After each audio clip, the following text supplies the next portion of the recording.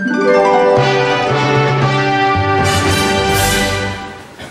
pozdrav, kandidiramo v prvi volilni okraju in bi rad dal dva poudarka na temo izobraževanja in ekologije.